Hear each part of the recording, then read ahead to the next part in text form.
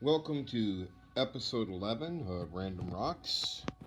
This is kind of an impromptu episode. I had planned on doing Faith No More, but last week when I did my video about the Beat Goes On music store, I was there picking up this disc and several of the others that I'm about to show you from this band, The Alarm. The Alarm was a Welsh punk band that started in the early 1980s, around 1981-82. With Mike Peters on lead vocals, guitar, and harmonica. We also had Eddie, Eddie McDonald on bass and vocals, and Dave Sharp, who played the guitars and the other vocals, and then there was Twist on drums and vocals. And they were a punk band, and I was a punk at the time when they came out. And they had some North American releases at that time, but they weren't very popular.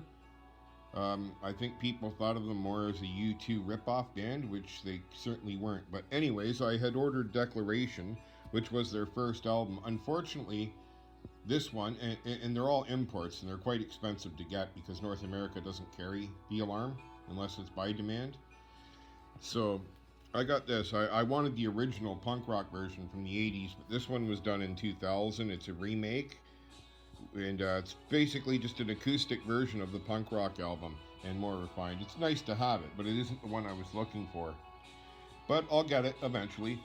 And now we have their second album, which came out in 83, 84, Strength.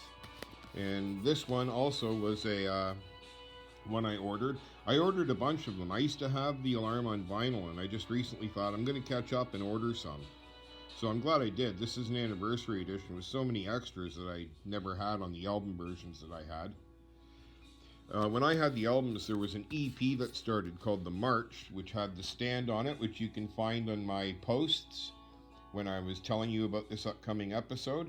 I suggest you listen to The Stand, and please, by all means, if there's any bibliophiles out there that think they know what that song is about, let me know. I'm interested to see if anybody else catches it like I did. But this was their second album. They had a couple of hits off it. It was fantastic. Again, I'm a young boy growing up with this music, so bear with me if you don't like it, but I certainly do. Here's the original version of their third album, In the Eye of the Hurricane. This has got 11 songs on it, but there's a special release like the one from Strength with bonus material that I'm hoping to find.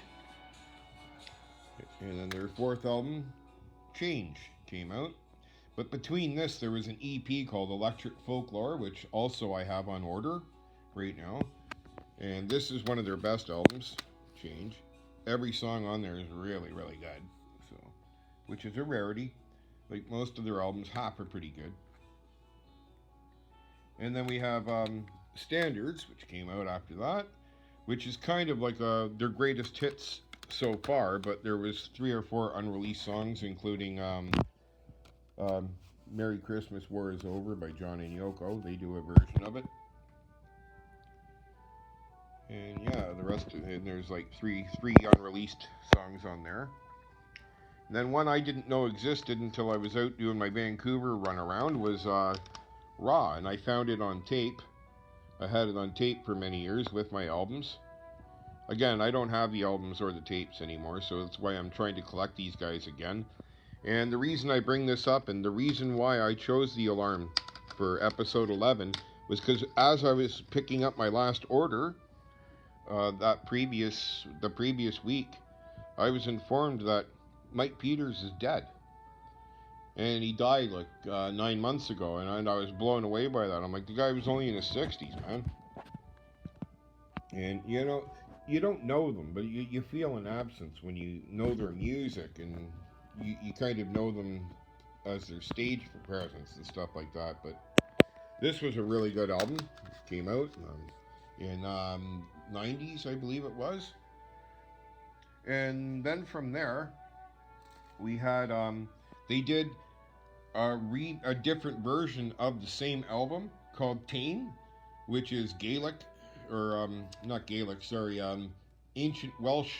I can't remember or pronounce the name of the language, but it's an ancient Welsh language. So it's called Tan, which was their version of Raw. And they did the whole album in that ancient Gaelic, Welsh Gaelic language.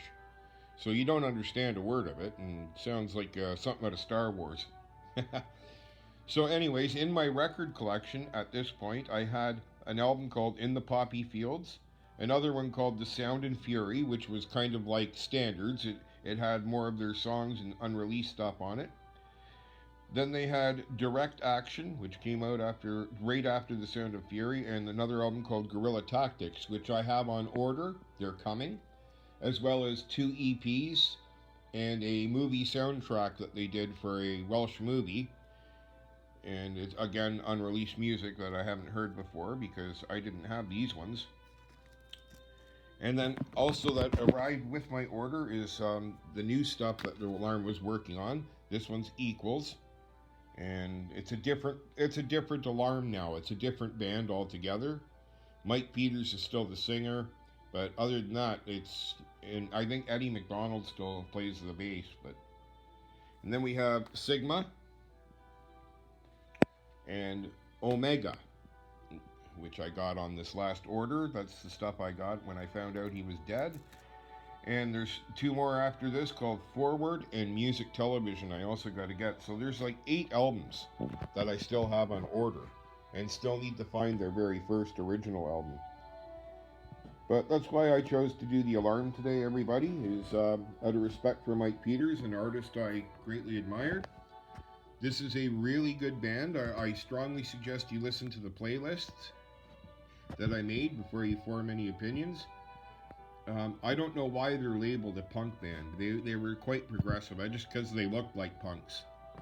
And on my playlists, I included a bunch of the early 80s interviews from Cardiff and things like that they did. So it's interesting to see them back when they were punks. And then I have, at the end of the last playlist, I have one of the last interviews Mike Peters ever did.